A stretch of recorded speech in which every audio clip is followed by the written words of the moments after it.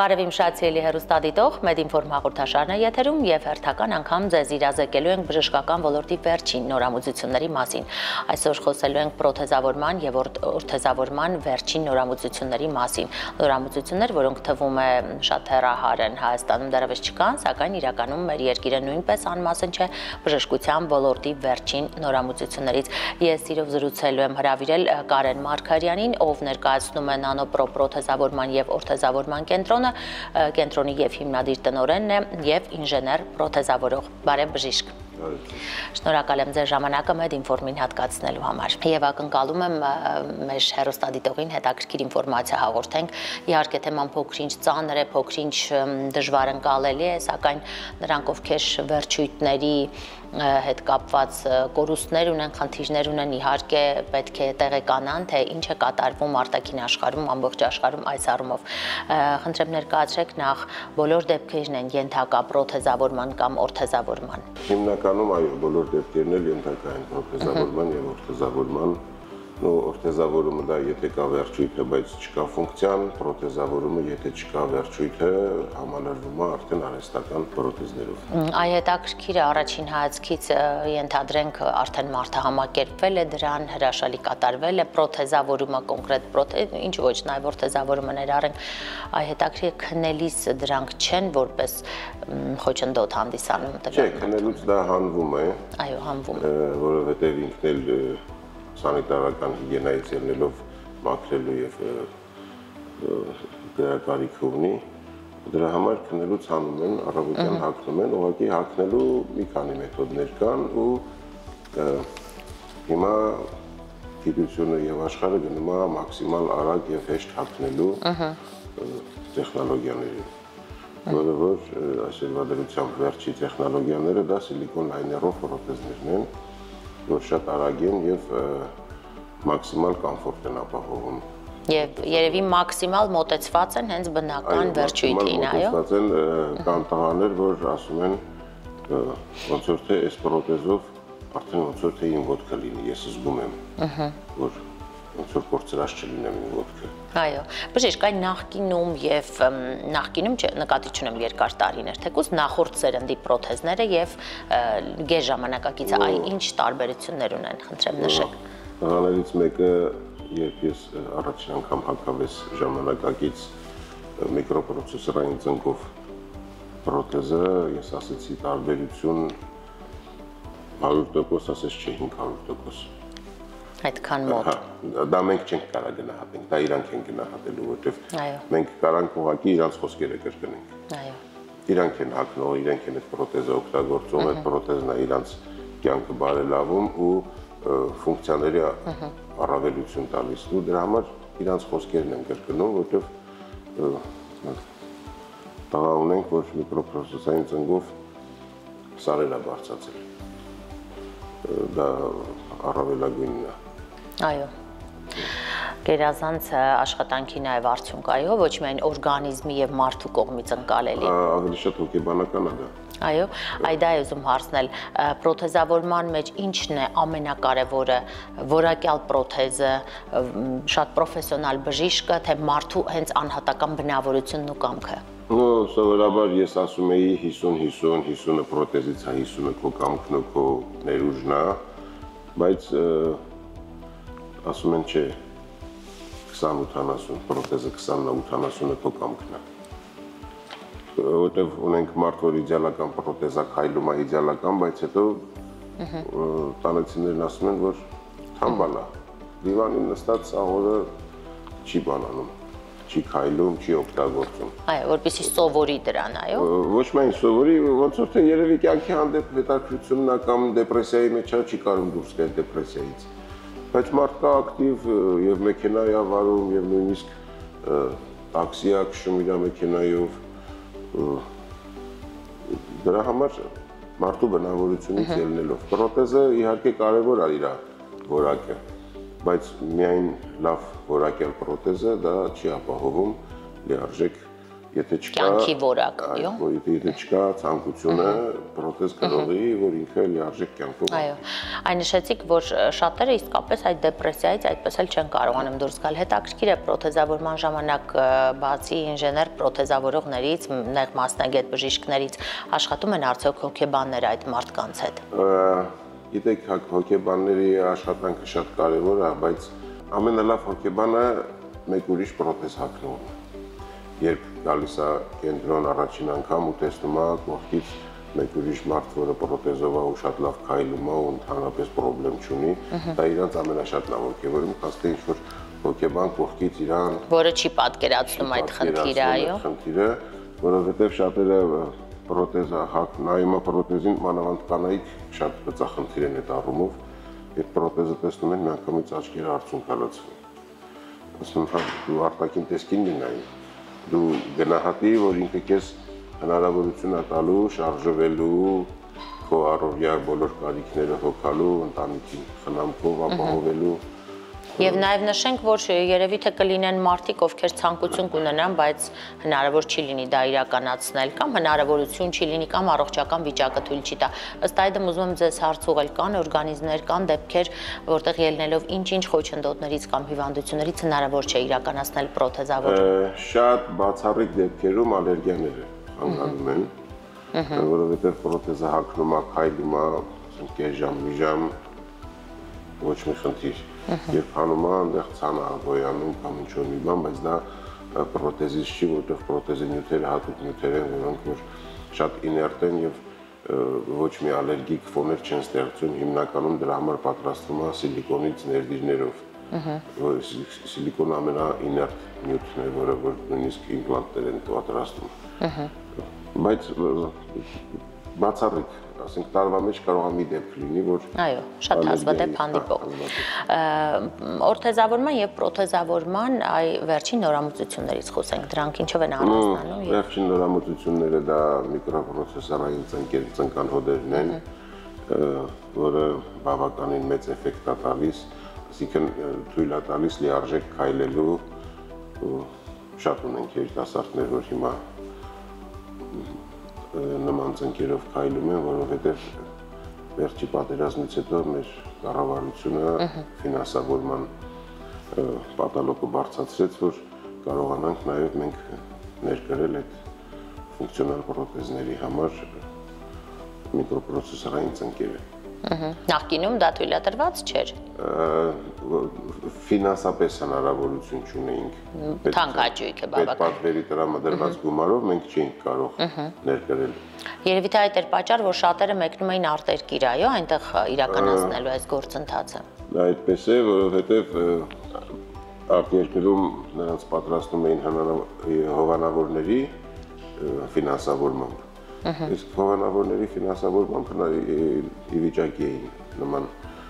ծնկեր տեղադրելը, իսկ Հայաստանում հովանավորների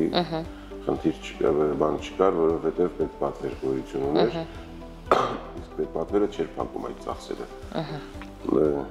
Արդեն 2 տարի է այդ հնարավորությունը ունենք, ու տղաները արդեն բոլոր զին հաշմանդամները պետպատվերի սահմաններում հնարավորություն ունենալ միկրոպրոցեսորային ծնկեր։ Այսինքն պետպատվերի շրջանակում կրկին շեշտ է։ Այն ինչ ասում են պետպատվերի սահմաններում։ Զինվորական բացառապես հաշմանդամություն, զինվորական գործունեության հետևանքով ձեռք բերված հաշմանդամների մասին է ժամանակ ձեռք բերված հաշմանդամության։ Եվ մասնավորապես երևի թե 20 թվականի մասին է խոսքը։ Բոլոր զին հաշմանդամները։ Բոլորը, այո։ Այսինքն բոլոր զին հաշմանդամները ֆունկցիոնալ պրոթեզ կրելու հնարավորություն ունեն պետպատվերի սահմաններում։ Ինչ առավելություն այն ունի այդ ձեր նշած նոր պրոթեզները։ Կոմֆորտ, դիմացկունություն։ Իսկ աշխատանքի ֆունկցիաների հետ կապված նույնպես։ Աշխատանքի ֆունկցիաների մեջ էլ եթե դու քեզ 100%-անոց լիարժեք չեմ կարող ասեմ պրոթեզի դեպքում, բայց եթե 60-70% ֆունկցիաները վերականգնվում է նախկին պրոթեզների 40-ի փոխարեն միանշանակ ինքը արդեն մեծ առավելություն ունի։ Սպորտով են զբաղվում, որը որ նախկինում չէին կարող։ Այստեղ մնացել է միայն սպորտային ոտնաթաթերի խնդիրը, կարծում եմ կառավարությունը դա էլ կլուծի։ Ինչ է նշանակում սպորտային ոտնաթաթեր։ պրոթեզի ոտնաթաթը սպորտային մի քիչ ուրիշ կոնստրուկցիա ունի։ Այսինքն այն մարդով պետք է զբաղվի սպորտով, այլ ոտնաթաթ է կրում։ Այլ ոտնաթաթ է դրվում, նա էլ բավականին թանկ է 3-ից մինչև $7,000 արժողության, դրա համար պետպատվերը դրա չկա։ Բայց ցանկություն ունեցողներ կան դա այն տեղադրելու, վճարելու թեկուզ։ Վճարելու չէ, բայց ունենալու։ Այո։ Բաններ կան, որ նույնիսկ նախարարություն են դիմել օժանդակելու, որպեսզի իրանք էլ ունենան, ովքեր որ իհարկե լուրջ սպորտով են զբաղվում։ Բայց հրաշալի է, չէ՞, որ նույնիսկ այդ դեպքում չի կոտրվել նրանց կամքը եւ ուզում են թեկուզ սպորտով զբաղվել։ Կան երևի 70% տղաների շատ համարձակ եւ լիարժեք կյանքով են ապրում։ Չեն ջվել ու չեն փակվել իրանց։ Ինքնամփոփ չեն դարձել, այո, ու դեպրեսիայից դուրս են եկել, առաջի տարին սովորաբար ամպուտացիայից հետո են դեպրեսիայի մեջ լինում, հետո կամաց-կամաց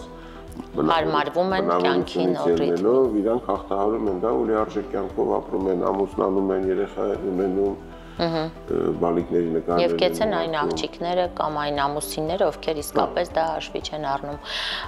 Ես կցանկանայի մի փոքր խոսեինք արդեն տեղադրելուց հետո այն ադապտացիոն գործընթացին։ Արդյոք դա շատ դժվար է եւ ում օգնությամբ են նրանք կարողանում ադապտացվել նոր ոտքին կամ նոր ձեռքին։ Ադապտացիան սովորաբար մենք սկզբնական փուլում ցույց ենք տալիս ինչպես պիտի քայլեն, ինչպես պրոթեզը խնամեն, որովհետև սովորաբար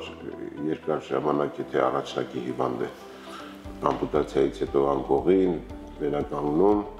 մկանային թուլություն է ձեռք բերվում ու ասենք այդ ոտքի մկանային համակարգը ավելի թույլ է լինում կամ առողջ ոտքին է, դրա համար իրենց ժամանակապետ մինչև այդ մկանները ձևավորվեն ու սկսեն քայլել։ Դա երկար գործընթաց է։ Տարիքից ելնելով, եթե տատիկ պապիկ են դժվար է եւ երկար է։ Դժվար է եւ տարիներ է կարող է լինի, այսինքն իրանք էլ արդեն այդքան ակտիվ չեն, որ մկանները էներգիա այդտեղ ներդնեն, այո։ Իսկ երիտասարդները հագնում են ու քայլում են ուղղակի ավելի վստահ ու հստակ քայլելու համար երևի 1-2 ամիս մինչև կարգավորում են։ Այսինքն մարզումներ են, այո, հատուկ իրականացվում այս առումով։ Ամենալավ մարզումները դա հենց պրոթեզ գրելն է։ Որքան շատ պրոթեզով երևի թե քայլեն, աշխատեն, այո, այսպես։ Ամենալավ տրինաժորը մարդիկ կան ասում են գնանք սպորտ դահլիճ կամ բայց պրոթեզ գրելը ուղղակի ոչ թե պասիվ նստել, այլ ակտիվ քայլելը դա ամենալավն է։ Պարոն Մարգարյան, բժշկության մեջ ասես շատ սրընթաց է բոլոր զարգացումները լինում։ Ընդամենը 1 տարի առաջ չես պատկերացնում, թե որքան հետ է եղել ցանկացած բնագավառում, այո, կարող ենք այս սրընթաց աճը նկատել։ Հետաքրքիր է, ինչ նորություններ կարող եք ակնկալել, որ պրոթեզների հետ կապված ապագայում կարող է զարմանալի թվալ, բայց լինել։ Կա այդպիսի բան, որը մի քիչ անհավանական է հիմա թվում։ Անհավանական չէ, գիտեք, կան հիմա պրոթեզներ, որ հենց միանգամից այդ ամպուտացված ոտքի ոսկրային հատվածին է ամրացվում, բայց դրանք կոնցեպտներ են կարելի ասել, նրանք պրակտիկ չեն, կան նման կադրեր կան, դեպքեր կան, վիրահատական, որ նման բաներ արել են, բայց պրոթեզի դեպքում իմ անձնական կարծիքն է, որ դրանք այդքան էլ ակտուալ չեն։ Ամենա լավ տարբերակը այսօրվա դրությամբ այն է ինչ որ ունենք եւ դրանից ավել արդեն էլեկտրոնիկայի ավելացումն է, միկրոպրոցեսորի ֆունկցիաներն է, որը որ ներդրվում է պրոթեզի մեջ։ Մենք այսօր ունենք միկրոպրոցեսորային ծունկ, կա միկրոպրոցեսորային ծունկ եւ ոտնաթաթ, որ իրար հետ են աշխատում, դա ամենաօպտիմալ տարբերակն է, դա հələ դեռ մեզ հասանելի չի իր գումարի առումով։ Դա կառավարվում է ինչ-որ վահանակի շնորհիվ։ Ոչ, շահառուն քայլում է, մենք համակարգիչով ծրագրավորում եք տալիս, այո։ Մենք ըստ իր քայլվածքի, ըստ իր բնավորության, արագ քայլող է, դանդաղ քայլող է։ Ենթադրենք արագ քայլող է, բայց այդ օրը որոշել է դանդաղ քայլի։ Դա չի համընկնում արդեն ծրագրավորման հետ։ Մենք իր հեռախոսի մեջ տալիս ենք հավելված, որ ինքը ընթացքում կարող է կարգավորել, դանդաղ քայլ, հեծանիվ, աստիճան բարձրանալ, աստիճան իջնել։ Այս ամենը իսկապես զարմանալի է։ Պարոն Մարգարյան, եւ քանի որ շատերը մշտապես հայերի մեջ նկատի ունեմ մեկնել են արտերկիր բժշկության տարբեր ծառայություններից օգտվելու համար, հիմա մենք տեսնում ենք բժշկական туриզմը հակառակ ուղղվածության վրա է աշխատում, այսինքն դրսից են մեզ մոտ գալիս մեր բժիշկներին վստահելով եւ գնահատելով եւ որակը եւ գինը։ Այս առումով ինչ ասելիք ունեք, կրկին հոսքը դեպի արտերկիր շատ է, թե արդեն մեզ մոտ բոլոր այդ որակական եւ նորամուծությունները ապահովված են եւ հենց այստեղ էլ նախընտրում են ստանալ այդ խնդիրը լուծումը։ Ես կասեմ մեր ոլորտի մասին, մեր ոլորտը պրոթեզավորումը Հայաստանում շատ բարձր մակարդակի վրա է գտնվում։ Դրա համար ինֆորմացիա չկա, որ ինչ-որ մեկը գնացել է արտերկիր պրոթեզավորման համար։ Նախկինում գնում էին հենց այդ ֆունկցիոնալ թաթերի կամ ֆունկցիոնալ ծնկանհոլերի համար, որ հովանավորվում էր, գնում էին դա տղաներ ունեին, որ եկեղեցու հովանավորմամբ գնացին Հնդկաստան պրոթեզավորվելու, հետ եկան, ասացին արդեն իմ ուզած թաթը ունեմ, մնացածը դուք սարքեք։ Այո, որոշ մասը դրսում իրականացրեցին։ Իսկ հիմա արդեն մենք հնարավորություն ունենք եւ կարբոնային թաթեր եւ միկրոպրոցեսորային ծնկեր տեղադրելու եւ նույնիսկ ասենք հիդրավլիկ թաթեր կան, որը բավականին լավն են։ Կարծում եմ դրա կարիք այլևս չկա, որքան նկատել եք։ Շնորհակալ եմ հետաքրքիր ինֆորմացիայի համար, իհարկե միշտ բժիշկներին հաջողություն ենք մաղթում իրենց գործերում, բայց նաև մաղթում ենք ունենալ քիչ հիվանդներ։ Ինչը եւ խոսում է առողջ։ Ես ասում եմ թող հաշմանդամ չլինի, ես ուրիշ բնակավարում իմ ընտանիքի ծախսերը, միջոցները ձեռնարկեմ։ Շնորհակալ եմ եւս մեկ անգամ, հարգելի հեռուստադիտող, շնորհակալ եմ նաեւ ձեզ ուշադրության համար, եւս մեկ անգամ հիշեցնեմ, դուք դիտում եք Մեդինֆորմ հաղորդաշարը Նոր Հայաստան հեռուստաալիքով եւ ես զրուցում էի Նանոպրո պրոթեզավորման եւ օրթեզավորման հիմնադիր տնօրեն եւ պրոթեզավորող Կարեն Մարգարյանի հետ։ Այսպիսին էր այսօրվա Մեդինֆորմը, հետաքրքիր նորամուծություններով լի, շարունակեք հետևել մեր հաղորդումներին եւ այնտեղ կարող եք գտնել ձեզ հետաքրքրող ամենատարբեր հարցերի պատասխանները։ Կհանդիպենք։